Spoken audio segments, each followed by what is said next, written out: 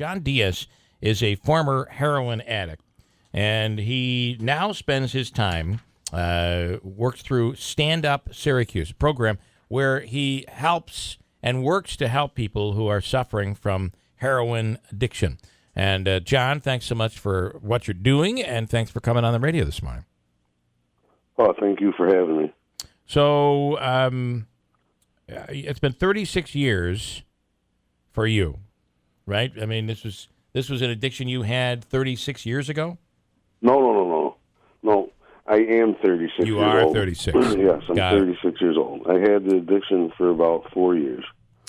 So for 4, and how do you beat? Can you beat it without taking the shots every week?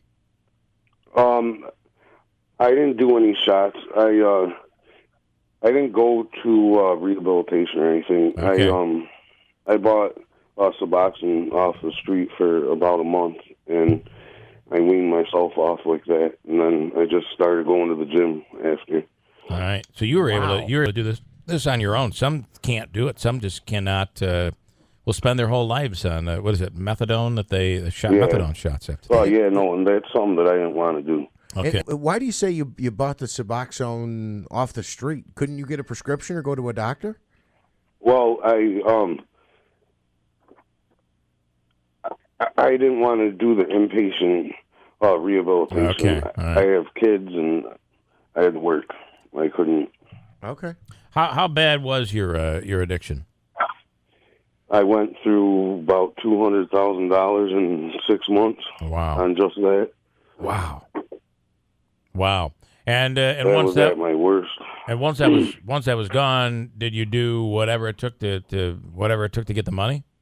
Mm-hmm. Yeah. I had my own business. I'm actually paying it all back right now. I was writing payroll checks that weren't good.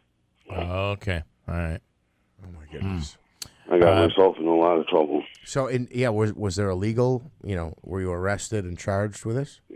No, actually, a lot of the places was they let me pay it back myself because I went and I told them after. Wow. And but I did get into a little bit of legal trouble for it. I'm finishing up court right now. How long have you been clean, John? 16 months. 16 months. So this is fresh here for you. Yeah. Yeah. And how did you become? What was your first time doing heroin? My first time doing heroin, I got kicked out of my doctor's office.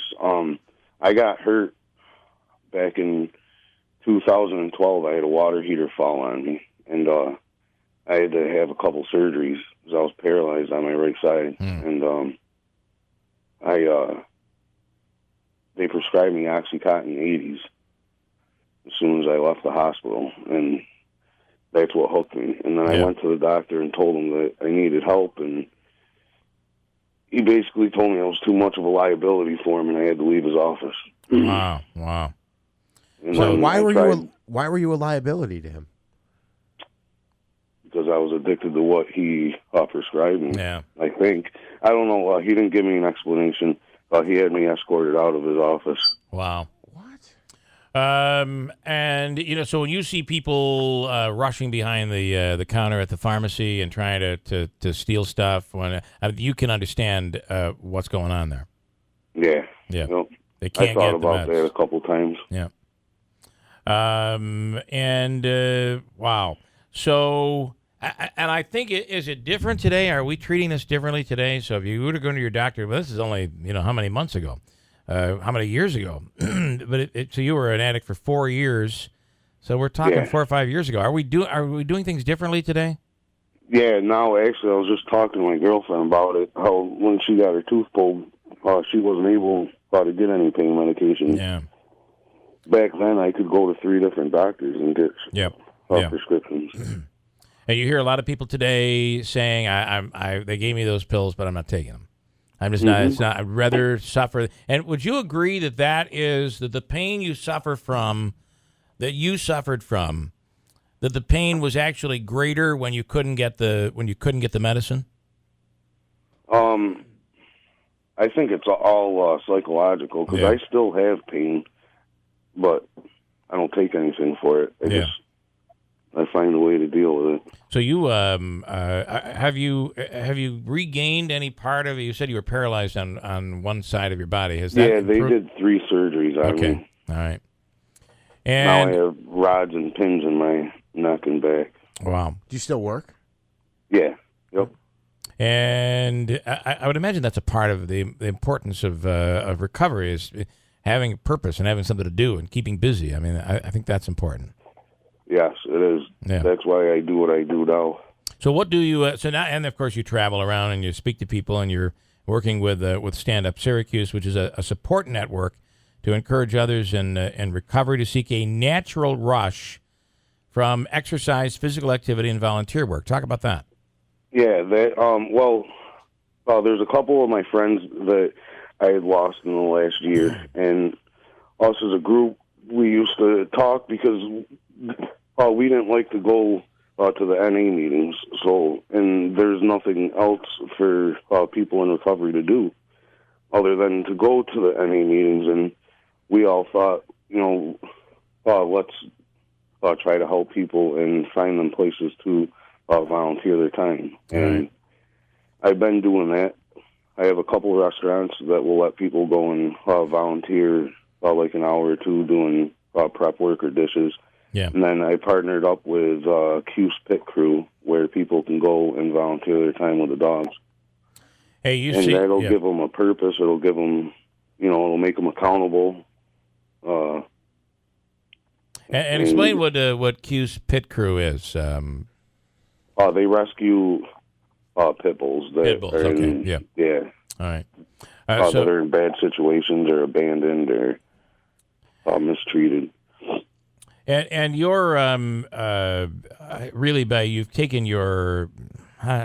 Sometimes maybe I'm wrong with this, but sometimes I think people take their addiction and they just find another. They find another thing to really be. I don't want to say addicted to, but focused on. And for you, has that That's become? That's what I did with the gym. Okay, that's what you've done in the gym. That was my question. Mm-hmm. Yeah. Wow, I've got to ask. So, if we could just go back 1 second, how long did you wean yourself off? And when you were taking it, what is it? What is it called? Suboxone. Suboxone. How long I did that it for take? a month. For 1 month, and then you went basically drug free. Mm-hmm. And then it was hard. But Yeah, because you probably have withdrawal there. That'd be bad. Yeah. And then really bad. You've picked up this thing where you're in the gym now, but that's got to be incredibly difficult with the surgery and the pins and all this other stuff. What are you doing at the gym? Well, I stretch every day. I do a lot of stretching. The stretching that I learned in when I went through rehabilitation after my surgery. Yeah. They taught me different ways to stretch my body out in the morning and during the day. And I do that on a regular basis. They say that, especially as you get over 50, stretching is extremely important. So, well, It's listen, huge. John. If I don't stretch, Yep. If I don't stretch, I'm screwed for the day. Okay. All right. So, again, the advice is for people to find something else to become focused on. Not easy, though, once you become addicted. So maybe the key is to maybe avoid these opioids and right? Try everything. There's actually a girl in my gym that I go to that they're trying to get her to have her back operated on, and I strongly advise her not to. There's other avenues. You can do aqua therapy. There's a lot of different things that you can do before you take the pain medication or have surgeries. I wish I would have did them.